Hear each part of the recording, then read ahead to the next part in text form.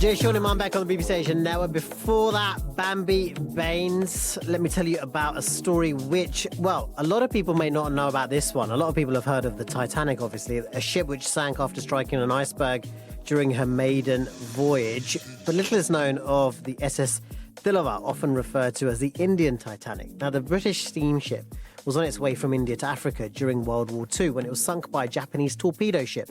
280 passengers and crew lost their lives. And for the first time in its 80-year history, a commemoration has been held in Mumbai to remember those involved in the tragedy. Shabnam Mahmood has met one of the last known survivors. Dada's ready to go to India. Right. He got all of his stuff in a suitcase. Oh, you dip it up, go and help. Here, this way.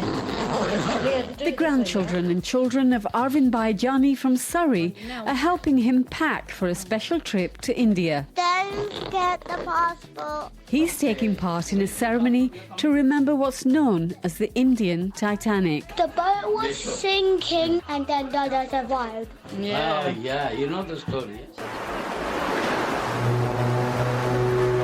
In November 1942, Arvind Bhai was just 3 years old when he was travelling on a British ship from Mumbai to Mombasa when it was sunk by a Japanese Navy submarine off the coast of the Seychelles.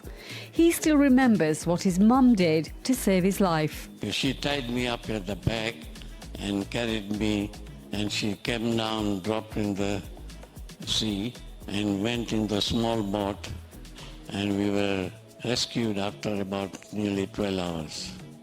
Well, it's a memory I will never, ever forget. But as his daughter Beena explains, it's taken 80 years to tell the story. It was a story that wasn't really spoken about for my grandma because she was so traumatised from what happened. When my dad asked her, she used to say, forget about it, you don't need to know what happened. From what we know, she suffered for years after nightmares. Why is it important that we have this memorial? It's another part of history that needs to be told. It's another part of history that has to come out. Ladies and gentlemen, this is the first commemoration of this tragedy. And how fitting. A special event has been held in Mumbai, bringing together families of those who lost their lives on the Tilawa.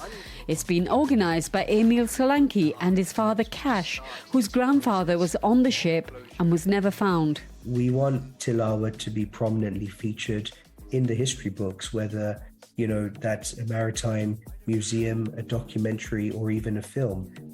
There are many documentaries and films on the Titanic, for instance.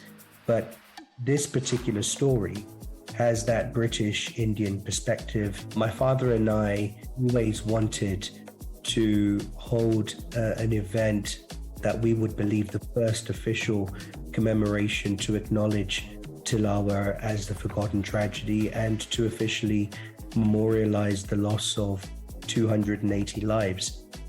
Shabnam Mahmood finding out about the S.S Tilawa ship which sunk 80 years ago.